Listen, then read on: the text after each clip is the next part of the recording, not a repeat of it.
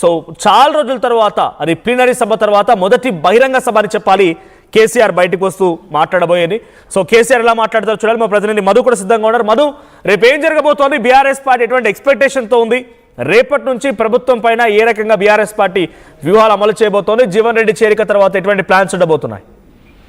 Exactly. Actual గా అయితే ఈ నెల 27కు పార్టీ భారీ పెద్ద ఎత్తున బహిరంగ సభ ద్వారా ప్లీనరీ నిర్వహించాలనేటువంటి ఆలోచన ఉండే, దాన్ని విరమించుకున్నట్టుగా పార్టీ వర్గాల్లో సమాచారం అంతా ఉంది. దాని ప్లేస్ లో జీవన్ రెడ్డి జాయినింగ్ నే పెద్ద ఎత్తున ప్రొజెక్ట్ చేయాలి, అక్కడి నుంచే ఒక సమాచారం ఇవ్వాలి క్యాడర్ కి, రాష్ట్ర ప్రజలకు అనేటువంటిది బీఆర్ఎస్ పార్టీ ఒక వ్యూహాత్మకంగా ఈ జగిత్యాల జీవన్ రెడ్డి జాయినింగ్ సభను ఎంచుకున్నట్టుగా తెలుస్తా ఉంది. యాక్చువల్ గా అయితే ఈసారి ప్లీనరీని కాస్త వాయిదా వేసుకొని కేవలం పార్టీ ఆఫీస్ లోనే నిర్వహించాలన్నటువంటి ఒక నిర్ణయానికి వచ్చారు. ప్రస్తుతం జగిత్యాలలో బీఆర్ఎస్ ఏర్పాటు చేస్తున్నటువంటి జాయినింగ్ సభ కేవలం జీవన్ రెడ్డిని జాయిన్ చేసుకోవడానికే కాకుండా చాలా రోజుల తర్వాత కేసీఆర్ బయటకు వస్తున్నారు కాబట్టి దీన్ని ఒక రాజకీయ వ్యూహంగా బీఆర్ఎస్ పార్టీ భావిస్తా ఉంది. అక్కడి నుంచి కేసీఆర్ ఒక కీలకమైనటువంటి ఉపన్యాసం చేరున్నారు. కేసీఆర్ స్పీచే ఈ సభలో మొత్తం హైలైట్ గా ఉండేలా, రాష్ట్ర ప్రజలందరూ కూడా దీన్ని గమనించేలా, అబ్జర్వ్ చేసేలా కేసీఆర్ స్పీచ్ ని సిద్ధం చేశారు. దాంట్లో ఇప్పటికే బీఆర్ఎస్ పదే పదే చెప్తున్నటువంటి అంశాలను కేసీఆర్ స్టైల్లో, కేసీఆర్ మాటల్లో, ఆయన చాలా వాడివేడిగా ఆయన మాటల్లో కాంగ్రెస్ ప్రభుత్వాన్ని టార్గెట్ చేయనున్నట్టుగా తెలుస్తా ఉంది. నెంబర్ 1 వచ్చేసి కాంగ్రెస్ పార్టీకి సంబంధించిన ప్రభుత్వ అవినీతి.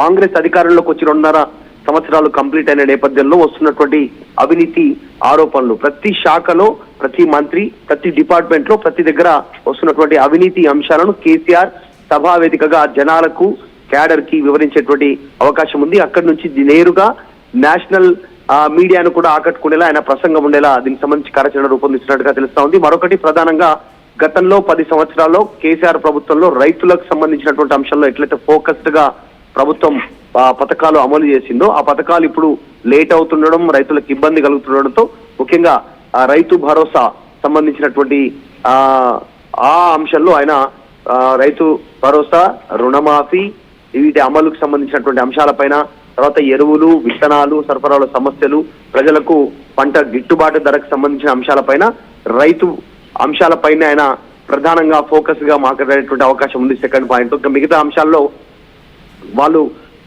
హామీల అమలు, గతంలో ఇచ్చినటువంటి 6 గ్యారెంటీలకు సంబంధించిన అమలు విషయంలో మహాలక్ష్మి గాని, రైతు భరోసా గాని, గృహజ్యోతి గాని, తర్వాత 2500, 4000 రూపాయల పెన్షన్ గాని, ఇట్లా వీటన్నిటికీ సంబంధించిన అంశాలను మరొకసారి అయినా ఈ సభా వేదిక ద్వారా టార్గెట్ చేసే అవకాశం కనిపిస్తా ఉంది. దానికి రీజన్ 2.5 సంవత్సరాలు కంప్లీట్ కావడం, ఇవ్వాల్సినంత సమయం అయిపోయింది ఈ అనేటువంటి స్టేట్మెంట్. తర్వాత ఆర్థిక పరిస్థితి, ప్రస్తుతం రాష్ట్రంలో ఆర్థిక పరిస్థితి బాగలేకపోవడం, దానికి అడ్మినిస్ట్రేషన్ చేత కాకపోవడమే, కాంగ్రెస్ వైఫల్యం వల్లనే రాష్ట్రం ఈ రోజు అధోగతి పాలైంది అనేటువంటిది ఆయన సభా వేదికగా కేసీఆర్ డైరెక్ట్ గా కాంగ్రెస్ ప్రభుత్వాన్ని టార్గెట్ చేయనున్నారు మనోజ్. కాకపోతే ఎక్కడ కూడా ఆయన ముఖ్యమంత్రి రేవంత్ రెడ్డి పేరు తీసుకునేటువంటి అవకాశం ఉండకపోవచ్చు.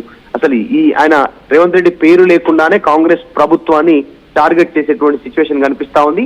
అందులో భాగంగానే పేరు లేకుండా కాంగ్రెస్ ప్రభుత్వాన్ని, కాంగ్రెస్ పార్టీకి సంబంధించిన అవినీతిని, వారి అడ్మినిస్ట్రేషన్ వైఫల్యాలను ఆయన టార్గెట్ చేసే అవకాశం ఉంది. తర్వాత ఉద్యోగం, నిరుద్యోగులకు సంబంధించినటువంటి అంశంలో మొన్న జరిగినటువంటి సార్వత్రిక ఎన్నికల్లో కాంగ్రెస్ గ్రౌండ్ లోకి వెళ్ళింది, నిరుద్యోగులతోనే ప్రచారం చేసింది. ఒక రకంగా ఓటమికి అదొక కారణం. సో వారి విషయాన్ని మళ్ళీ కేసీఆర్ లేవనెత్తేటువంటి అవకాశం ఉంది. నిరుద్యోగ వృత్తి కానీ, ప్రభుత్వ ఉద్యోగాలకు సంబంధించి యువతలో నిరాశ పెరుగుతున్నటువంటి అంశం కానీ, వీటన్నిటిపైన. తర్వాత నెక్స్ట్ ఒక అంశం కాళేశ్వరం. బీఆర్ఎస్ ఓటమికి కాళేశ్వరంలో జరిగినటువంటి అవినీతి ప్రధాన కారణం అనేటువంటిది కాంగ్రెస్ ప్రజల్లోకి తీసుకెళ్లింది. ఇది ఒక ప్రధానమైనటువంటి అంశం. సో ఈ అంశంలో కూడా ఆయన మాట్లాడనున్నారు. కావాలనే కాళేశ్వరం పైన దుష్ప్రచారం చేశారు, అందుకే ఇప్పుడు సమయం వచ్చింది, ఏం చేయలేకపోతున్నారు, జనాలు నమ్మలేకపోతున్నారు, ఇంకా కాళేశ్వరం నీళ్ళ జనాలకు అందుతా ఉన్నాయి, పంటల రూపంలో తాగునీరు కానీ సాగునీరు కానీ. కాబట్టి అందుకే యుద్ధ ప్రాతిపదికన ఎన్డీఏసీ ఇచ్చిన రిపోర్ట్ ఎప్పుడో ఇస్తే ఇప్పుడు దాన్ని వర్షాకాలం వచ్చే లోపల కంప్లీట్ చేయాలని ప్రభుత్వం నిర్ణయం తీసుకుంది అనేటువంటిది ప్రజల్లోకి తీసుకెళ్లేలా కేసీఆర్ ఆ సభా వేదిక నుంచి సమాచారం ఇవ్వనట్టుగా తెలుస్తా ఉంది. అందులో భాగంగానే కేసీఆర్ సభ జగిత్యాల 20వ తారీఖు పెట్టుకున్నటువంటి సభ టైంలోనే ఎగ్జాక్ట్లీ మేడిగడ్డకి ముఖ్యమంత్రి రేవంత్ రెడ్డి వెళ్తా ఉన్నారు మంత్రులతో కలిసి అదే సమయంలో. సో అక్కడి నుంచి ఆయన టార్గెట్ చేయనున్నట్టుగా తెలుస్తా ఉంది.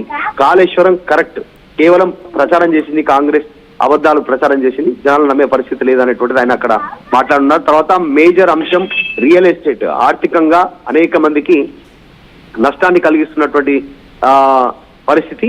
రియల్ ఎస్టేట్ డమాలైంది. తెలంగాణలో పెట్టుబడులు లేవు, కొత్త కంపెనీలు లేవు, ఉన్న కంపెనీలు అన్ని కూడా వలస వెళ్తూ ఉన్నటువంటి పరిస్థితి ఉంది. కేవలం ప్రకటనలకే పరిమితమైంది. ఇప్పుడు దావోస్ తర్వాత జరిగినటువంటి మన రీసెంట్ గా జరిగినటువంటి ఫ్యూచర్ సిటీలో జరిగినటువంటి పెట్టుబడుల సమ్మిట్, ఈ సమ్మిట్ కి సంబంధించినటువంటిది ప్రకటనలే. ఇంతవరకు కొత్త కంపెనీ రాలేదు, ఉన్న కంపెనీలు పోతా ఉన్నటువంటి పరిస్థితి. దానికి అడ్మినిస్ట్రేషన్ లోపం, చేయలేకపోవడం, ప్రచారం పెద్ద ఎత్తున బ్యాడ్ ప్రచారం జరగడం రాష్ట్రం గురించి అనేటువంటిది కేసీఆర్ మాట్లాడనున్నట్టుగా పార్టీ వర్గాలు చెప్తా ఉన్నాయి. తర్వాత భూముల విషయంలో కాంగ్రెస్ వివాదాలకు సంబంధించి లగజర్ల, ఎస్సీయు, Musi, future city, HILT policy, Ottinagulapalli, Nadargul, Khammam, Velugumatla భూములు, నాదర్గుల్, వికారాబాద్ కి సంబంధించినటువంటి భూములు, ఈ భూముల వివాదం పైన కూడా కేసీఆర్ మాట్లాడనున్నట్టుగా తెలుస్తోంది. అంటే గద్దల్లా కాంగ్రెస్ పార్టీకి సంబంధించిన పెద్దలు ఆ భూముల పైన పడ్డారనేటువంటిది ఆయన మెసేజ్ ఇవ్వనున్నట్టుగా తెలుస్తా ఉంది. ఇక మెయిన్ రీజన్ వచ్చేసి అక్కడ సభకు సంబంధించినటువంటిది జగిత్యాలలో జీవన్ రెడ్డి జాయినింగ్ కి సంబంధించి కాబట్టి దానిపైన కూడా కేసీఆర్ మాట్లాడనున్నట్టుగా తెలుస్తోంది. కాంగ్రెస్ పార్టీలో సీనియర్లకు గౌరవం దక్కట్లేదు, మొదటి నుంచి ఉన్నటువంటి సీనియర్లను పక్కన పెడతా ఉన్నారు. అందుకే జీవన్ రెడ్డి లాంటి వాళ్ళందరూ కూడా అవమానం భరించలేక బీఆర్ఎస్ పార్టీ వైపు చూస్తున్నారు. ఇది రీజన్ కాంగ్రెస్ పార్టీలో ఉన్నటువంటి సిచ్యువేషన్ అనేటువంటిది. అంటే కాంగ్రెస్ పార్టీలో ఉన్న సీనియర్లు ఒక అభద్రతా భావం కానీ, ఒక అవమానం కానీ దాన్ని ప్రొజెక్ట్ చేసేటువంటి అవకాశం కనిపిస్తా ఉంది కేసీఆర్. తర్వాత జిహెచ్ఎంసీ 3 విభాగాలుగా విభజించినటువంటి సిచ్యువేషన్ పైన కూడా కేసీఆర్ మాట్లాడున్నట్టుగా చాలా స్పష్టంగా తెలుస్తా ఉంది. హైదరాబాద్, మల్కాజిగిరి, జిహెచ్ఎంసీ. దీనివల్ల జిహెచ్ఎంసీ ఆదాయం తగ్గిపోయే అవకాశం ఉంది. కేవలం సైబరాబాద్ డెవలప్ అవుతా ఉంది. సైబరాబాద్ కు ఆదాయం ఉంటుంది, జిహెచ్ఎంసీ, మల్కాజిగిరి ప్రాంతాల్లో ఆదాయం తగ్గే అవకాశం ఉంటుంది. సో ఏ రకంగా దాన్ని డెవలప్ చేస్తారు అనేటువంటిది అంటే శాస్త్రీయబద్ధంగా విభజన జరగలేదు, హడావడిగా చేశారు. ఈ అంశాన్ని జనాల్లోకి వివరించే అవకాశం ఉంది. ఇంకా మరొక పాయింట్, నన్ను తిట్టడానికే కాంగ్రెస్ ప్రభుత్వం సమయం సగం అయిపోయింది, 2.5 సంవత్సరాలు అయిపోయింది. నన్ను అధికారంలోకి రావడానికి నన్నే తిట్టారు, అధికారంలోకి వచ్చిన తర్వాత కూడా నన్నే తిడతా ఉన్నారు, ఏం చేయలేదు అనేటువంటిది ఆయన అభివృద్ధి మాత్రం చేయట్లేదు అనేటువంటిది చెప్పనున్నట్టుగా తెలుస్తా ఉంది. ఇంకా రీసెంట్ గా కేంద్రం తీసుకున్నటువంటి నిర్ణయాలు, మహిళా రిజర్వేషన్, డీలిమిటేషన్ కి సంబంధించినటువంటి 2 జత కలిపి పార్లమెంట్ లో పెట్టినటువంటి బిల్లు వీగిపోయినటువంటి సందర్భంలో దీనిపైన కూడా ఆయన ఒక కీలక ఉపన్యాసం చేయనున్నట్టుగా తెలుస్తా ఉంది. తెలంగాణలో జగిత్యాలకు సంబంధించినటువంటి జనగర్జన సభలో